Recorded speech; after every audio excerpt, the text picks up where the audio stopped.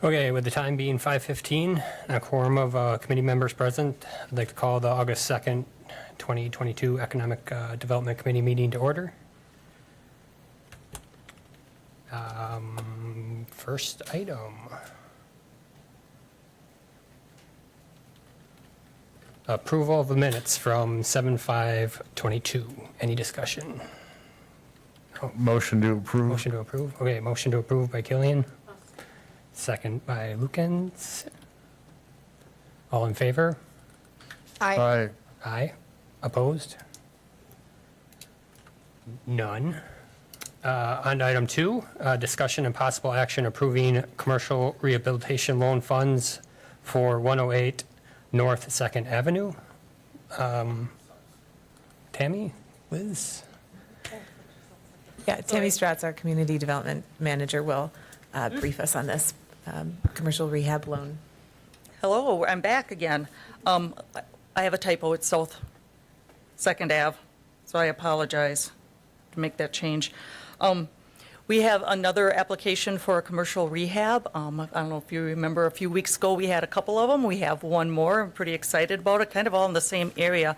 This one is the old Fishman's Market. There's a picture of the building, of what it looks like now. Hannah and Justin are here. They are the proud owners of it, and they've been putting a lot of their own blood, sweat, and tears into the demolition of the inside, doing a lot of their work on their own. They've approached us, put together their quotes for what the exterior will look like. We also can do, cover the HVAC since it was done. It needed to be taken care of. So there's some odds and ends that that qualify that we were able to pick up. So if you'll see the sources in use, they're only asking for $47,511, and their total project cost is $450,000. So they're working with co-managers, they're also working with McDevco for a little gap financing. So I think it's a great partnership, and we're pretty excited about seeing this building get renovated. I don't know if they want to come up and say anything, or if you want to ask any questions of them or me. Yeah, I guess if you guys got anything to say, come on up. Sorry, No, we're new to this process, sorry. yeah, pretty much if you have any questions of what we're doing, I started back in 2011 at the Entrepreneurial and Incubation Center off 72nd, and within the first 6 months, we're like, this is what we want to do.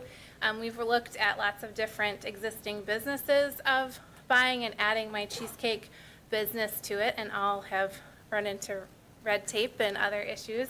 And then we happen to have 3 children in the mix of all of that. So 11 years later, the kids are now all in school. Nobody is potty training. We're all good to go. So this was a good time.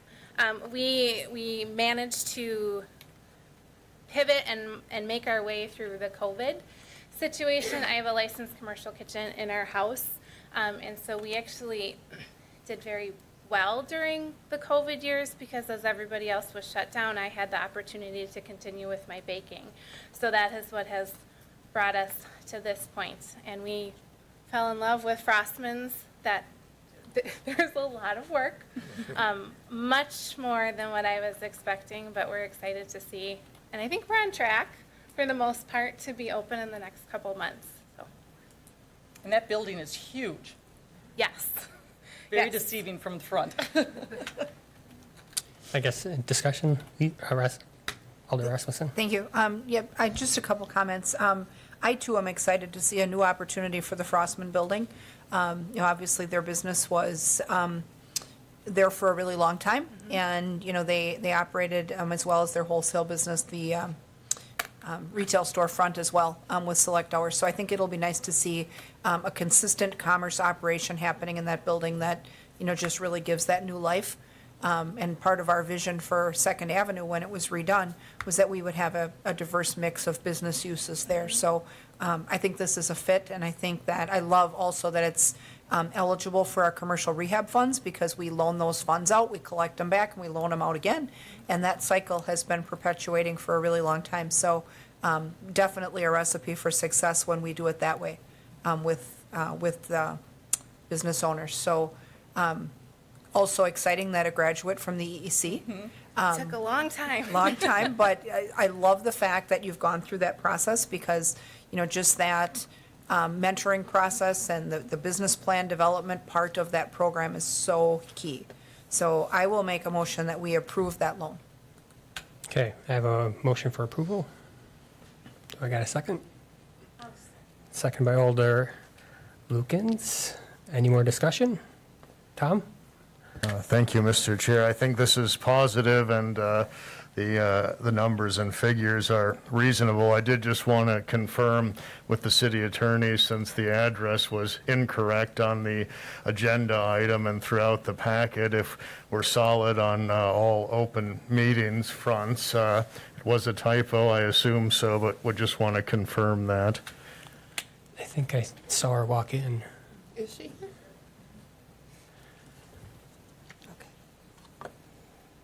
Excuse me, so Tammy, what's the correct address? I put north instead of south. Oh. Well, I'm going to say that it's sufficient with just the directional. I know that would be a different location, but because of the packet materials, which I know are not part of the agenda, but were all part of the notice, include picture of the Frostman building, and so we know what we're talking about. I think everybody that saw the packet with the agenda would have been put on notice of that.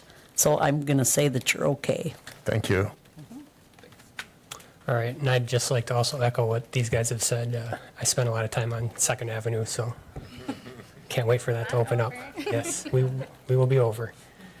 A lot of interested people walking by and stopping in unannounced, and hopefully the neighborhood's very excited about it. Thank you. All right, so I guess all in favor of approval? Aye. Aye. Opposed? None? Motion carries. On to, Thank you. yep, Thanks, guys. on to agenda item number 3, discussion of possible action approving assumption of TIF loan from Wausau World Market to Four Star Market. That would be me Tammy again. again? This one isn't as happy as the first one. In the packet, there's a couple of memos, and it references what happened a while ago. Wausau World Market, we provided them a TIF loan back in 2015 to purchase and remodel a building to hold Wausau World Market on 3rd Avenue. And it was very successful for a while, and then COVID hit, and all of a sudden, payments weren't being made, and we reached out to the owner only to have the mail return saying he moved to another state, and it got a little interesting. Found out that he sold the business and the building and the business to this Four Star Market on a land contract, but never telling us. There was a nice cash exchange involved that technically was not part of our agreement, nor was it with Abbey Bank, who's in first position, or McDevco, who's in third position following us. So we received notification that Abbey Bank decided to foreclose upon them, and all we could do is sit in the weeds to hope that things would turn out, whatever that would mean. We were working with Abbey Bank. We also worked with Four Star Market. They have been making the payments on behalf of the current owner, who is delinquent, to both Abbey Bank, us, and McDevco. And he's really increased his business there. The couple of times I've stopped by to ask for paperwork, they give it to me right away, and I have to wait in line for customers, and that is the greatest feeling ever.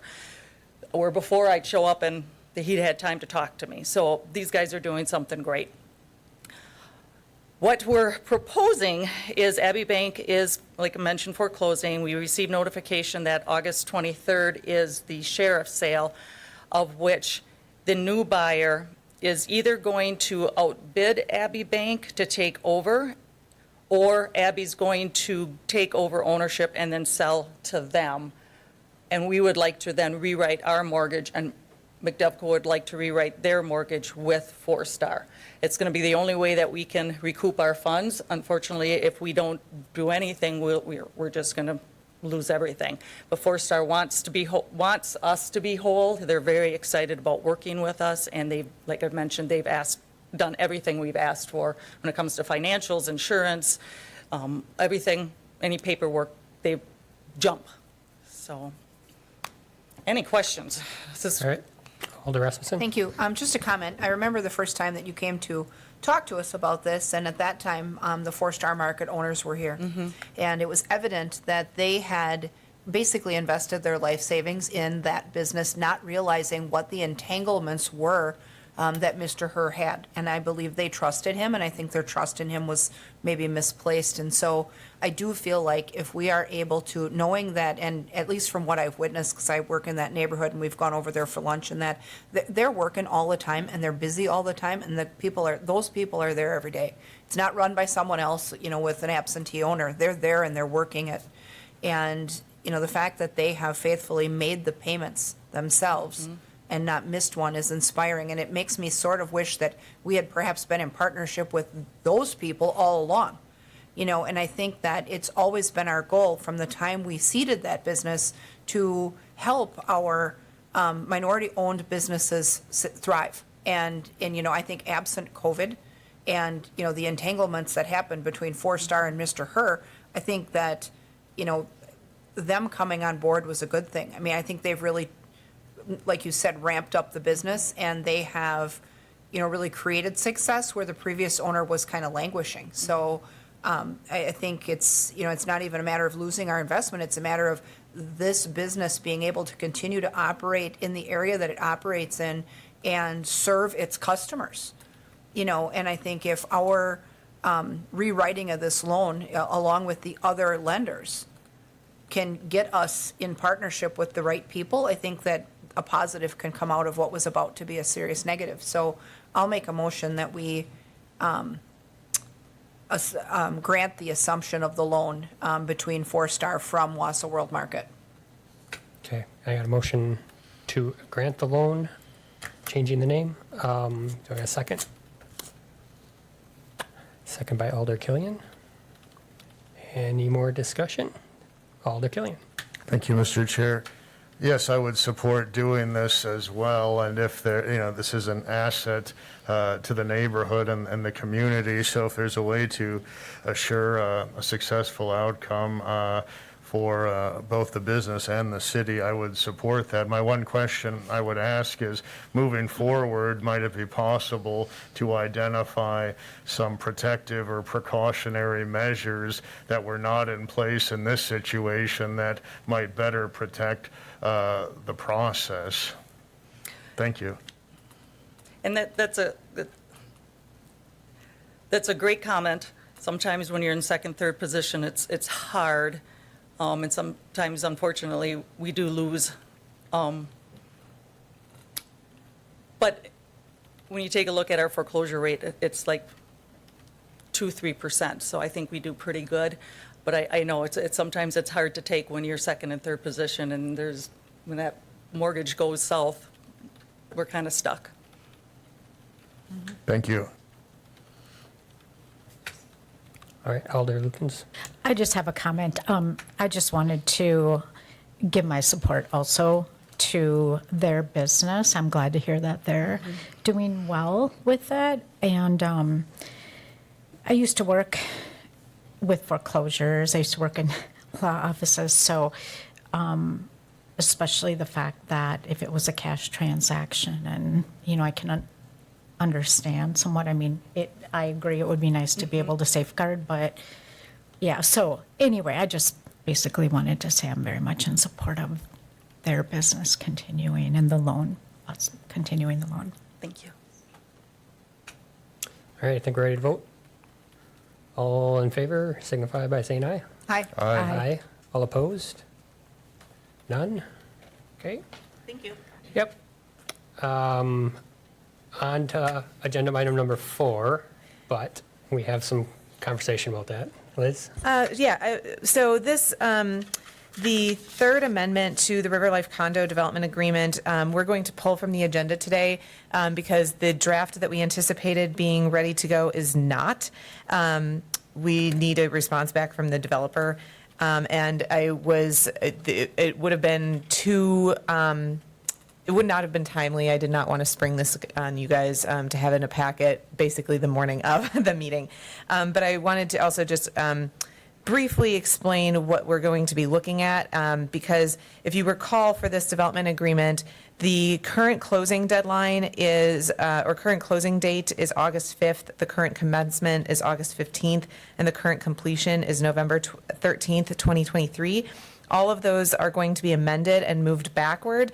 Later into the year for the amended closing, and then early next year for the amended commencement dates. So we are getting those, I think those should be solid at this point in the draft, but we still need to basically get the developer approval before we can kind of move forward with this. So we do anticipate bringing this to the next Economic Development Committee meeting.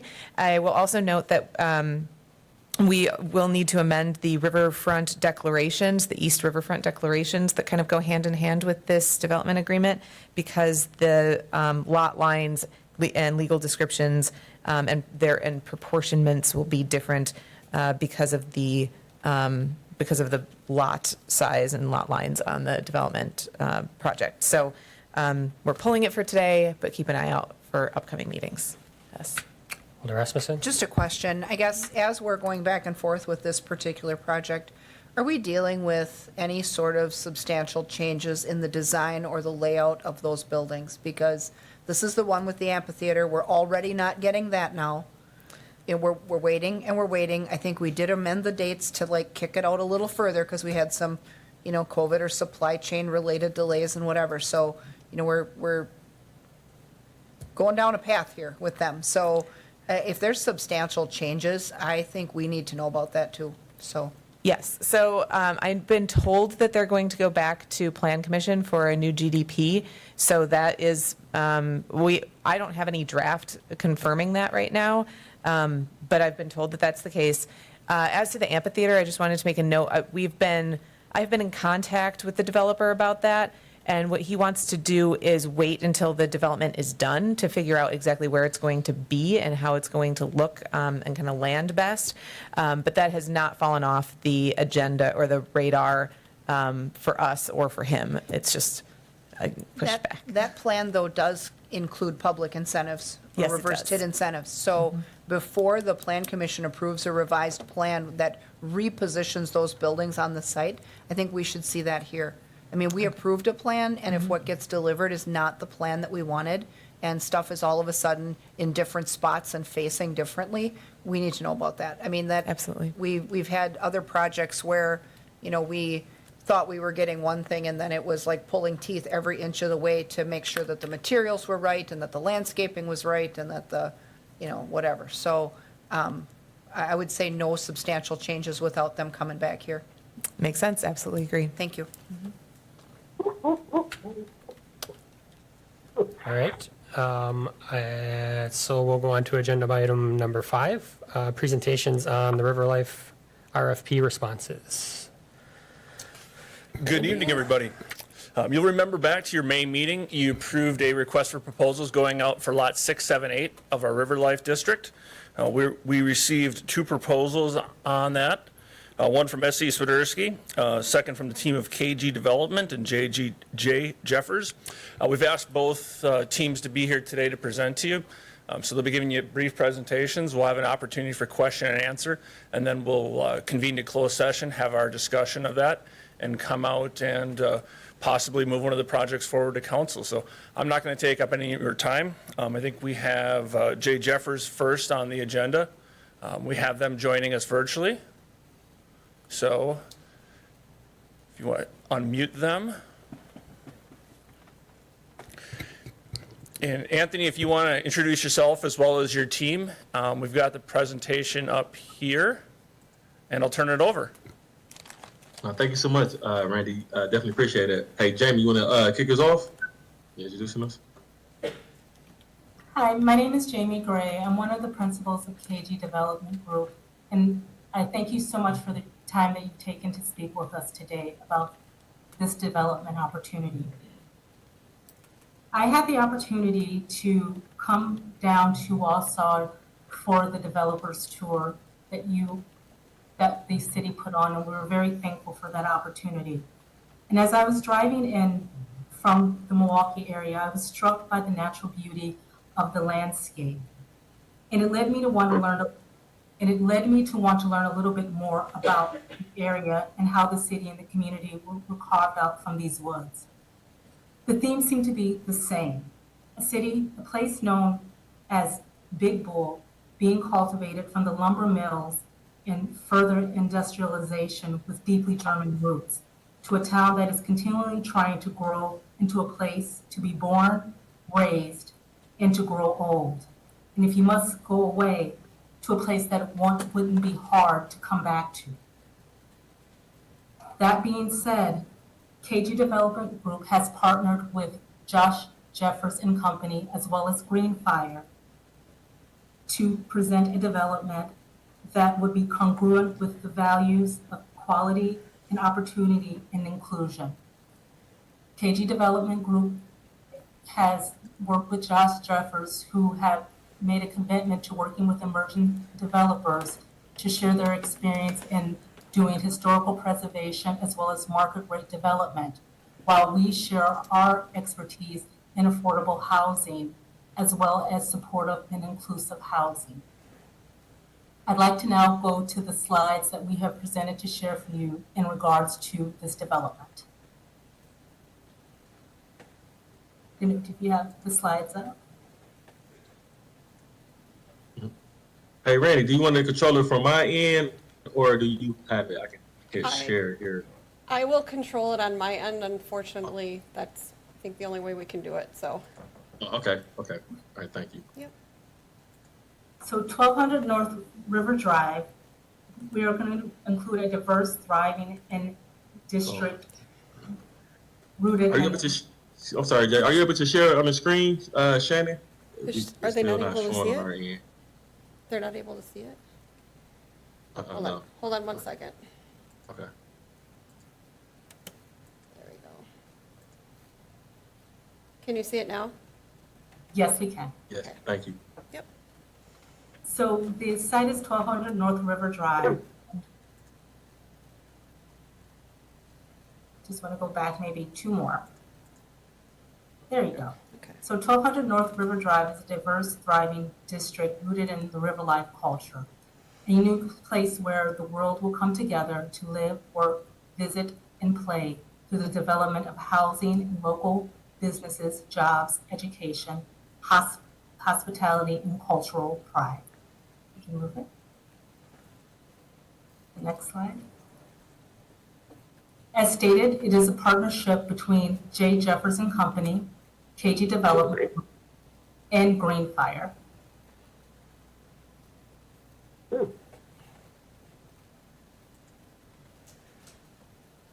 The core values of KG Development Group are respect. We create spaces where voices of others are welcomed and encouraged. Excellence.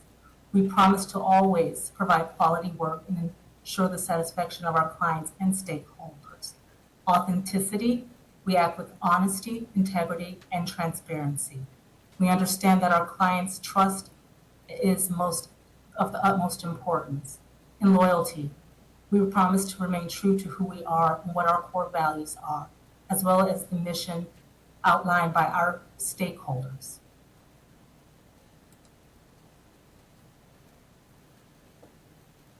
J. Jefferson Company, similar to KG Development Group, they are a catalyst of neighborhood housing.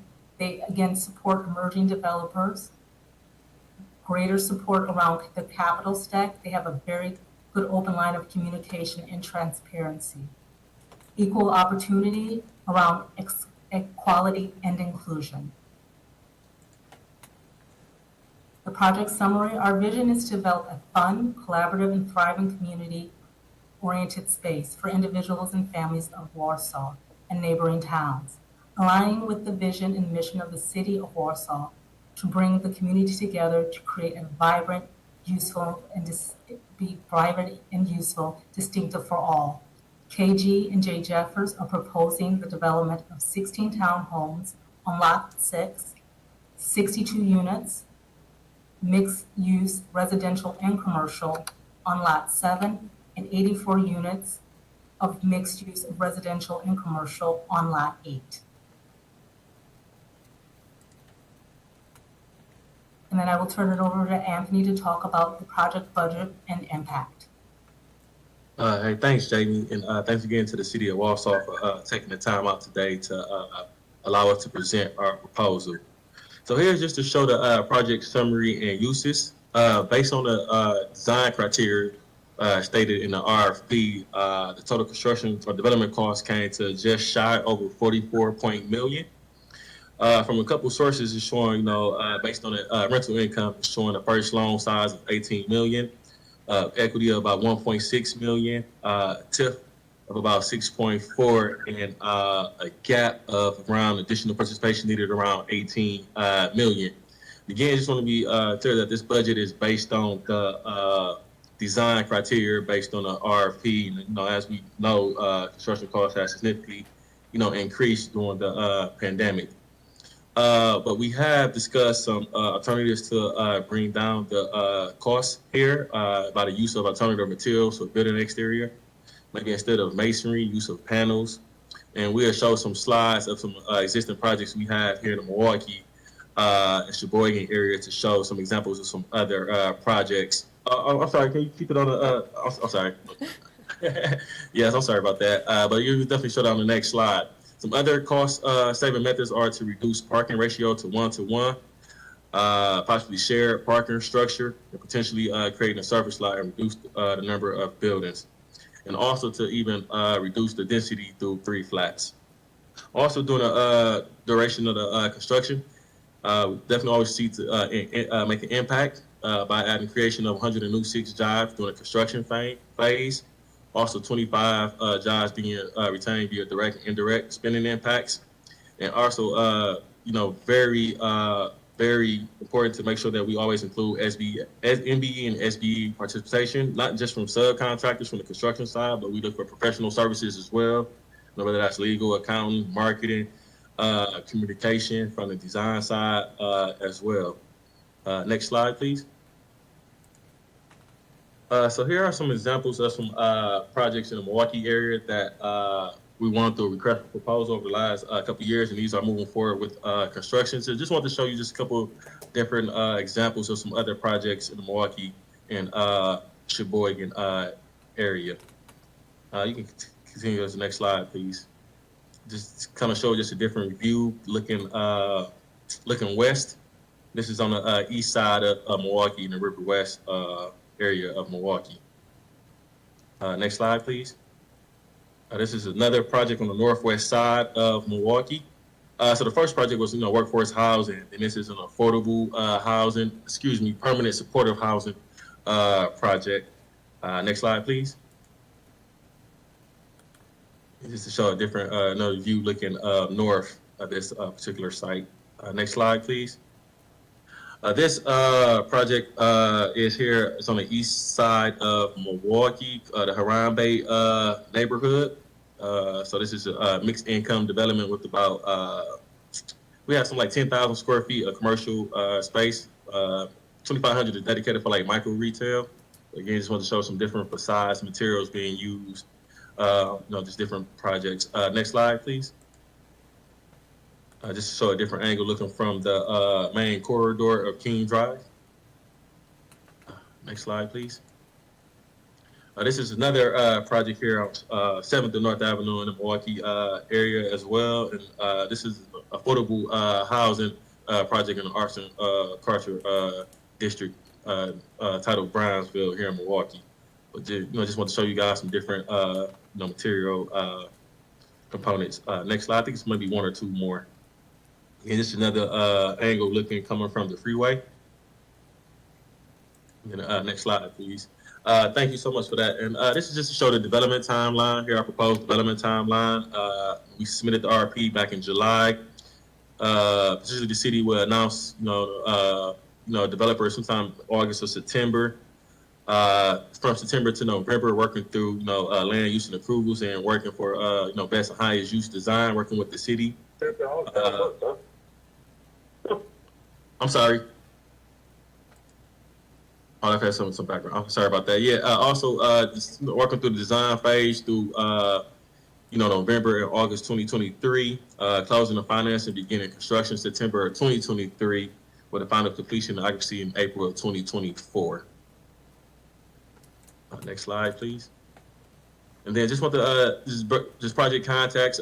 Brian Walter, who's on the call with us, has been very instrumental in again supporting us with this project. And then also my contact. Definitely would like to open up for any questions or comments. And thank you for the opportunity today or this evening. Thanks for your presentation. I guess, questions? I have Alder a couple. First, when you talk about city participation and TID participation, are you looking at upfront awards, or are you looking at reverse TID, whereby the building is constructed at the investment of the developer, and then the incentives are awarded after the product is delivered? That's definitely a great question. And Brian, you want to chime in on any finance questions, please? Yeah, this would be a pay-go and developer-funded TIF request. Okay. And just to clarify on the money part, between the tax increment financing loan that you show and the additional funding needed, which is not necessarily identified by fund source, you're looking for an investment on our part of up to $27 million? That's 49% of your total. Is that correct? Yeah, sorry, I think I was talking over you there for a second. Yeah, that was why there's a proposal for different changes of materials and alternatives to the request for RFQ that could drive that price down and close the gap further. We were imagining this in conjunction here with KG based upon meeting all of the criteria that were requested within that. And that obviously creates a considerable gap. We do not think, obviously, that is something that the city would fund the way that is created, but that's why we talk about working to find a best and highest use and to make sure that the gap is minimal as possible and still has the most impact that's feasible based on the site. What's the rent rate on the units on average? I do not have that detail with me. I apologize for that. We can certainly send that as a follow-up. Yes. But we did just an independent study of surrounding properties to be able to put that together. But I apologize, I do not have that. So you're looking to keep pace then with the market in the area, basically? Yes, that is correct. Yeah, this is a market rate proposal. Okay, thanks. I think we used the next door rental rates as well, too, as a kind of benchmark. That was part of the blend. That's correct. Yes, part of the blend. I have a question. What is one-to-one parking? So that would be determining the number of parking spaces that would be associated with each rentable unit. Oh, okay. Thank you.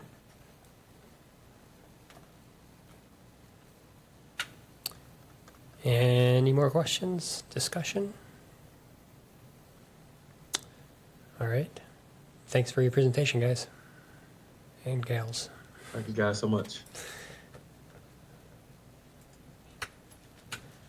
Randy, you want to introduce the next one, or? Yeah, I could come back up here. So our next proposal is going to be from SC Swiderski, and I'll invite Jackie and Courtney. I don't know who else from your team, but.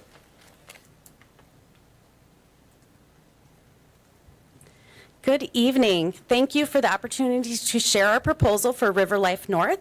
I'm Jackie McElroy, the Director of Business Development at SC Swiderski.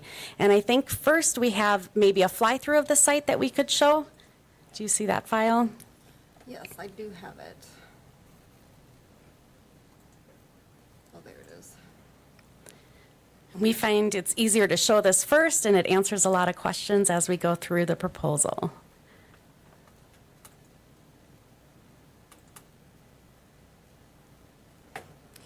Sorry, I have to do this on two computers. That's okay.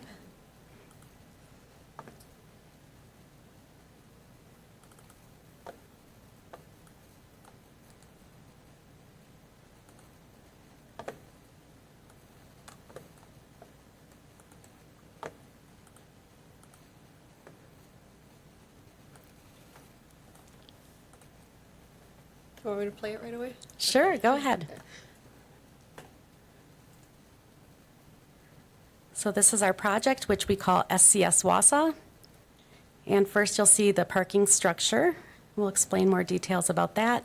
We'll fly through the area that has the retail element and then flip around to the other side of the building so you can see the finishes.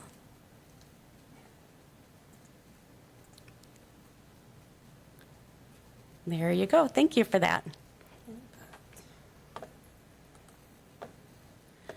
So first, a little bit about SC Swiderski. We are a regional leader in providing quality housing with professional service, and we are a fully integrated company. So we design our buildings, we do the development, the construction, and then long-term property management for our real estate projects. We are based in Mosinee, and we're a privately held company, and we're celebrating our 30th anniversary this year. So over the past 30 years, we have clear experience and a track record of completing projects throughout all kinds of economic conditions. So we've been able to build throughout that. We have no unfinished projects, no bankruptcies or foreclosures. Did you want me to go through? Okay. Do you know Do what? you want me to? I don't know if you can from there. Can you? Yeah, I don't think so. You can flip up a couple or go back a couple. Okay. Tell me when you'd like me to stop. There, that's good. So our projects are funded by an equity contribution by our owner and then conventional financing. We don't have the need to get investors on our projects or raise any capital. So when you're talking to us and we're agreeing to a project, you're talking to the entire group that needs that approval. We work with many of the top lenders in Wausau as well as national lenders, and we did provide a reference list so you can check on those. Those lenders have reviewed the full financial statements for our company, and they've also underwritten our loans. So they have all of the information that you would need about our financial backing. When we reached out to get permission to include them in the list for this project, several already had interest in potentially funding this project for SCS. So we have a great financial backing. You can flip to the next one. We have completed 2 multifamily projects in Wausau. So we have Westwood Estates, which has 80 townhome-style apartment units, and then Urban West, which you see up on the screen, that has 66 apartment units in a 3-story building with underground parking. So in addition to finishing these 2 projects in Wausau, we also have 6 additional multifamily locations in the greater Wausau area. We also have 12 projects under construction right now, and just to show our capacity, we have over $1 billion in construction and development right now. Here you can see our leadership team and a list of all of our current locations. So I work closely with Nathaniel Popp, who's our COO, and Tom Wohler, our Director of Construction. Working with all these communities throughout Wisconsin, we've had great experiences, and we've included a list of municipal references as well. So you can speak to them as in regards to the partnership they've had with our company, our ability to communicate with them, and to deliver on our commitments to the communities. I'm very happy to introduce the project team for SCS Wausau. So I have Courtney Wolf here today, as well as Connor Langben and Madeline Check from our development team. And I'm very blessed to work with extremely talented and hardworking group of individuals. So our development team does the upfront research on our projects, and then they partner with the municipality. So they will handle all the project planning and approvals, as well as the land acquisition and developer agreements. We've gotten great feedback on this team from lenders, title companies, and most important, from other municipalities. They like having that one point of contact and a very efficient and experienced team. We're also very proud to have our own in-home design team, represented tonight here by Allison Baxter, who is with us. We have both structural and architectural designers in our building, and they collaborated on the proposal that we'll show you this evening. They also have the benefit of receiving feedback from thousands of our tenants over the last 30 years, so they continue to improve our building plans and design new buildings that fit the demands of different communities where we work. The next team we have is our construction team. So SCS Construction is the exclusive builder for all of our construction projects. We have a very experienced property management team. We have people on site throughout the construction process. And the last team is our leadership team for our property management division. So these leaders oversee our leasing professionals. We have painters, cleaners, maintenance technicians, and our grounds crew. So our project does include a property management office on site. So that would have full-time staff from SCS at that location, as well as 24-hour emergency maintenance. This team is also responsible for the lease-up on the site and taking care of our tenants and our buildings long-term. So that's a little bit about the company, and I'll turn it over to Courtney to explain the project. Our proposed site plan includes two structures. There's a multifamily building and a parking structure on just over 2 acres, and we're utilizing lots 6, 7, 8, and outlot 4. Next slide, please. SCS Wausau will feature 2 public open space areas. You can see one here along the River's Edge Trail, and the other one is located near the river channel. Our newly designed Sterling building will feature exclusive accommodations that are for our tenants. Everything is all under one roof. We have 3 community rooms, 2 fitness centers, a yoga studio, a conference room, and 2 open-air terraces.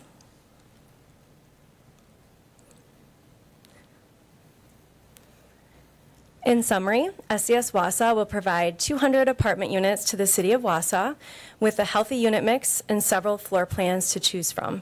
We have ample parking, not just in the parking ramp, but there's also service lot parking and parking on the first level of our multifamily building. We've also added a retail element to this site, so there's 2 retail spaces that will be available for both the tenants and the public to access. The Sterling building features 6 levels of living. So we have studios, studio suites, 1 bedrooms, 2 bedrooms, as well as penthouses. So there is truly something for everyone. A key focal point of our design is this glass panel wall that you see here. We feel that this feature will allow you to still enjoy the view of the Wisconsin River. The urban style building has become more and more popular as of late. Many municipalities have been reaching out requesting this style of building. For our design, we carefully selected each exterior in order to complement the building surroundings as well as complement the architectural history of the City of Wausau. Here are some renderings of the interior units. We are offering 16 different floor plans here. All of the apartments will have full appliance packages and modern finishes. And the nature of this project caters to those that are extremely active, social, and have a strong desire to take part of the action of the area. So this type of resident, we often refer to them as a renter by choice. They are looking to make their housing decision based on the amenities and the location over the square footage. So with that in mind, what we are offering here are smaller units that are more efficient in size. We also made this selection because we think it's a great complement to the units that are at the River Life Apartments right down the road. So we think that this will widen the range of target renters that can live in the area at this prime location. Our proposed parking structure consists of 5 levels. There's 280 parking spots for our tenants, and this actual building is the smallest footprint that we could possibly provide while also providing the ample parking that our tenants will need. As you can see, we've added some decorative siding to the building to try to dress up the curb appeal as well. And this image shows the retail area on the main floor. So as Courtney mentioned, we have 2 spaces designated right now, but if we have interest from tenants, those spaces can be designed and reconfigured to meet the demand and what is needed in that area. So with the in-house design team, we'll be able to customize it to what the tenants are looking for in that space. The main level here also will include our property management office and ground level parking for our tenants. Then as far as inspiration, I mentioned we have the incredible design team. So they took many elements from around Wausau and included it in this building. I think they did a really thoughtful design. They kept the walkway, so there's that open air walkway. Putting those windows in the middle doesn't obstruct the view of the river. You can also see that they chose elements, some archways that are similar to what you see on the Jefferson Street Inn. They have red brick that is in Washington Square. So I think they did a great job of incorporating these elements from around Wausau. Most of our team are Wausau natives, and we're all very invested in this project as it's something we'll be seeing, and we already have our own employees interested in living here. We've created a preliminary development schedule, so that would begin late summer, early fall, And that would flow through to the final land purchase would be the end of our due diligence period in the fall of 2023. Construction is proposed to begin excavation in May of 2024, finishing the project around July of 2026. So if selected, we would form a true partnership with Wausau. We feel we can achieve a lot of the goals that Wausau has for this site. This would be a high-quality development that maximizes the property tax value at this location, providing increment for you. We also feel it will provide more options for people to live, work, and play in Wausau and widen the range of tenants that can live at this location. We want to reiterate our financial capacity for a project like this and also our experience in the area. And as a local company and investor, we do have a vested interest in the long-term success of this project. Thank you for your time, and we're available for questions. All right, thank you. Questions? Yep, Rasmussen. similar questions to what I had for the prior developer. Now, I read in the city participation section of the proposal, it looks like the ask is approximately 15% of 45 million? Correct. Which is 6.75 million. And are you looking at a reverse TID arrangement as well, where the building is up and delivered, paying taxes, and then the incentives kick in at that point? Correct. Okay. And do you have a guess as far as what the rent rates would be in the building? The current rent rates, we based off our site at Urban West, which has similar unit types. So right now, they're ranging from $1,150 to $2,300, but they are market rates. So with the building opening, they would adjust to the current market rate conditions, but the only way we can run it right now would be on current rent rates and also current construction costs. Okay. Sounds great. Thank you. Any other? Alder Killian? Thank you, Mr. Chair. Thank you for the presentation. And I think your team hit nicely all the elements that were asked for in the RFP. Now, nothing against my colleagues or the body. I don't always share the same view on high density in certain locations, such as on the riverfront, which was intended in many ways to be a very public destination. And my question, I guess, would be twofold. One, is there the flexibility perhaps to potentially reduce the density and thus the footprint of some of the development, if that would be desirable? And it may not be to my colleagues, but it would be to me. That would be the first question. And then secondly, if that was possible, could that also reduce the associated ask that we're hearing about with TIF and so forth? We do like to have partnerships, so everything is up for negotiation on this project. Like we said, we have our own design team. We can make adjustments on the building.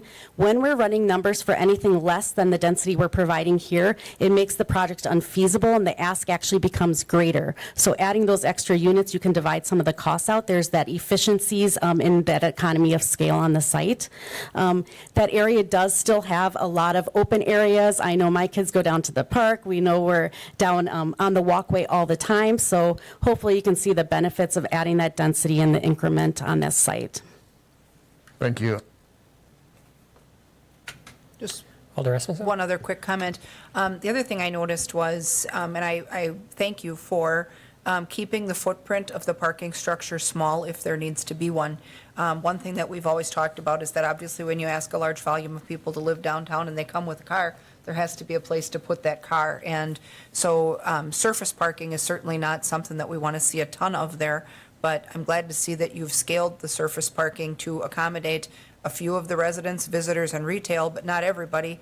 And, recognizing that the size of the structure by its footprint is approximately the size of 2 city residential lots. So it's not taking up blocks and blocks like our ramps do, but maybe still would function properly with the building. So thank you for keeping that little if it needs to be there. So. Thank you. And the parking is a great need. Because we service a lot of units in the area, we get those requests for parking with our climate, with the spread out how people's jobs are not all in downtown Wausau. We know the demands that we're going to have for parking at this site, so we thought that was a great solution. I would echo Alder Rasmussen's comment on that, because I've wondered often, like, why we don't have more compact, ramps here. I'm not a builder, so I don't know why, but to see, acres of pavement is not my preference. So I appreciated that too.